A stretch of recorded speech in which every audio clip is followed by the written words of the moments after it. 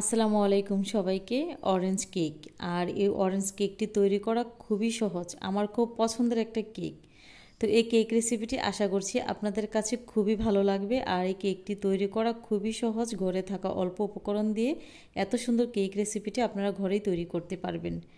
তো প্রথমে একটি অরেঞ্জ নিয়েছি, আর অরেঞ্জটাকে আমি ধুয়ে নিয়েছি। ধুয়ে নেওয়ার পর গ্রেটারের সাহায্যে একটু গ্রেট করে নেব। উপরের যে খোসাটা থাকে ওই খোসাটা, আর ভিতরে সাদা অংশটা নিব না, শুধুমাত্র উপরের যে আবরণ খোসাটা আছে ওটা হালকাভাবে গ্রেট করে নিয়েছি।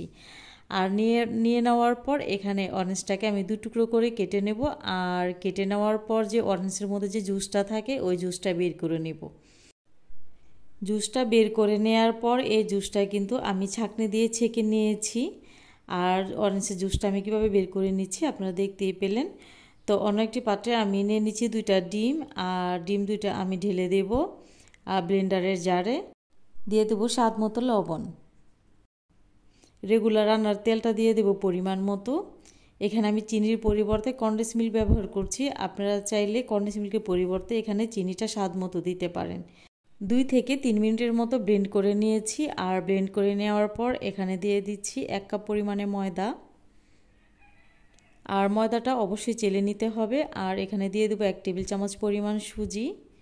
বেকিং পাউডার দিয়ে দেবো 1 চা চামচ। আর দিয়ে দেওয়ার পর সবগুলো উপকরণ একটু ভালো করে চেলে নিতে হবে, যেন কোনো লাম্পস না থাকে। সবগুলো উপকরণ চেলে নেওয়ার পর এখানে আমি একটি হ্যান্ড উইক্সের সাহায্যে সবগুলো উপকরণ একটু ভালো করে মিক্স করে নেব। আর আগে থেকে যে অরেঞ্জ জুসটা আমি রেডি করে রেখেছিলাম ওই জুসটা তো ছেঁকে নিয়েছিলাম। আর ছেঁকে নেওয়ার পর এখানে অল্প অল্প করে দিব। তো অল্প অল্প করে দিয়ে ভালো করে মিক্স করে নেব। টোটাল আমার কিন্তু এখানে আধা কাপ অরেঞ্জ জুস হয়েছে, আর সম্পূর্ণ জুসটা এখানে আমার লেগেছে। তো অল্প অল্প করে দিয়েছিলাম, দেওয়ার পর আমার পুরোটাই লেগে গিয়েছিল এখানে অরেঞ্জ জুস। আর দেওয়ার পর খুব ভালো করে মিশিয়ে নিচ্ছি। একটা পর্যায়ে যখন খুব ভালো করে মেশানো হয়ে যাবে ওই পর্যায়ে এখানে অ্যাড করব অরেঞ্জ ফুড কালার। এই ফুড কালারটা সম্পূর্ণ অপশনাল, আপনারা না চাইলে না দিতে পারেন।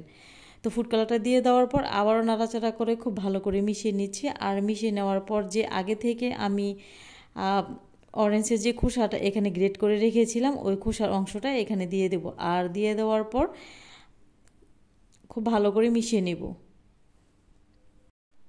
আমার মতো কে কে আছেন যে অরেঞ্জ কেকটা পছন্দ করেন জানাতে কিন্তু ভুলবেন না, আমাকে কমেন্টের মাধ্যমে জানাতে পারেন।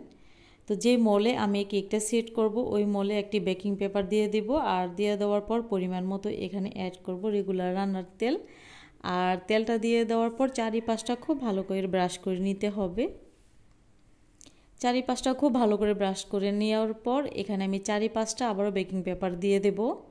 চারিপাশটা যদি এভাবে বেকিং পেপারটা দিয়ে তারপরে কেকটা সেট করা হয় তাহলে কিন্তু কেকটা দেখতে সুন্দর লাগে।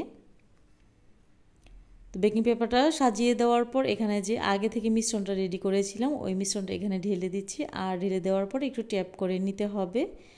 আর এখানে অন্য একটি পাত্রে আমি চুলা যখন গরম হয়ে আসবে ওই পর্যায়ে এখানে একটি পেপার দিয়েছি। আর পেপারের মধ্যে এই কেকটা সেট করে নেব। আর ঢাকনার মধ্যে যদি কোনো ছিদ্র থাকে তাহলে ওই ছিদ্রটা ঢেকে দিতে হবে। 40 থেকে 45 মিনিটের মতো আমার এই কেকটা বেক হতে সময় লেগেছে। এরই মাঝে কিন্তু আমার কেকটা রেডি হয়ে গেছে। আর চুলার আঁচটা কিন্তু আমি কিন্তু প্রথমে 10 মিনিট রেখেছিলাম মিডিয়াম হাইতে, আর তারপরে কিন্তু লোতে রেখে তারপরে কেকটা তৈরি করেছি। তো এই কেকটা দেখতে পেলেন ঠিক তৈরি করতে কতটা সহজ, আর দেখতো কেকটা মাশাআল্লাহ কতটা সুন্দর হয়েছে। তো কেক রেসিপিটি ভালো লাগলে শেয়ার করার অনুরোধ রইল। তো কেকটা কেটে দেখাচ্ছি আপনাদেরকে, দেখতে ঠিক কতটা সুন্দর হয়েছে। তো আমার কেকটা কিন্তু মাশাআল্লাহ অনেক সুন্দর হয়েছে। সবাই খুব ভালো থাকবেন, সুস্থ থাকবেন। এতক্ষণ সাথে থাকার জন্য সবাইকে অনেক অনেক ধন্যবাদ জানাচ্ছি। আল্লাহ হাফিজ।